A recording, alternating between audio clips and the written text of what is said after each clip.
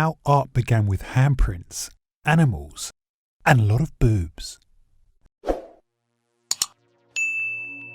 The human race is roughly 200,000 years old, give or take a millennium, and it's very hard to find solid archaeological evidence of our ancestors.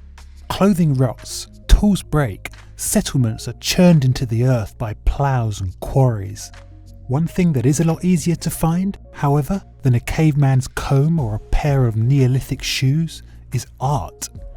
From the dawn of humanity, and probably many thousands of years before the arrival of Homo sapiens, the creation of art has been the defining features of human and pre-human culture.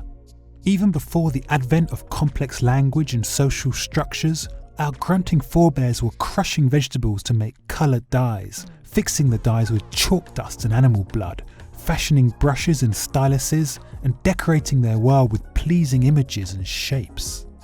While some argue that the displays of artistic prowess were driven by the desire to impress potential mates, most scientists agree that the urge to create beautiful art is an abstract thing, something unique to intelligent primates, something which marks us out as human. We mix our paints and make our mark, in the understanding that our grandchildren will see these marks and know that we were here.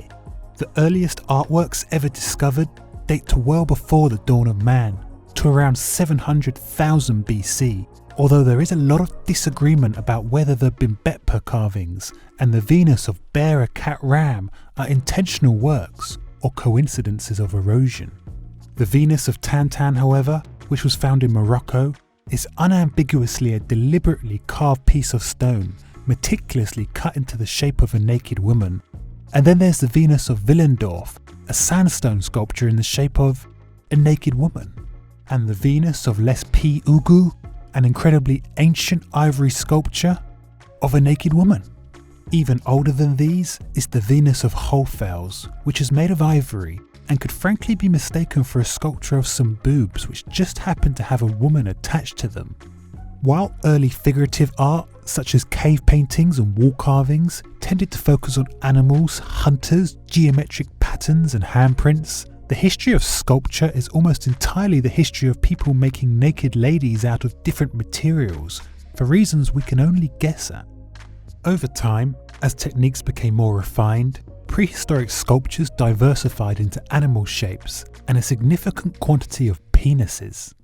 By the time of the Roman Empire, for instance, a few hundred millennia of boob and vagina sculptures had evolved into a much broader spectrum of smut and body parts.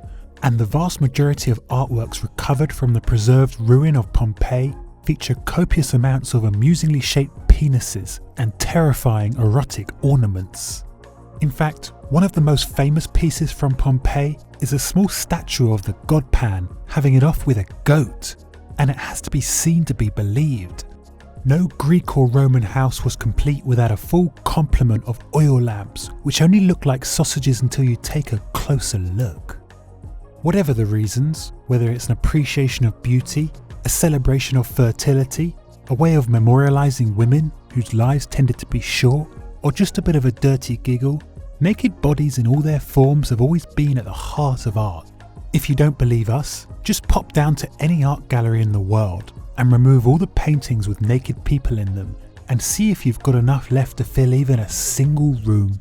Do like and subscribe if you enjoyed the video, and from all of us at History HQ, we'll see you next time.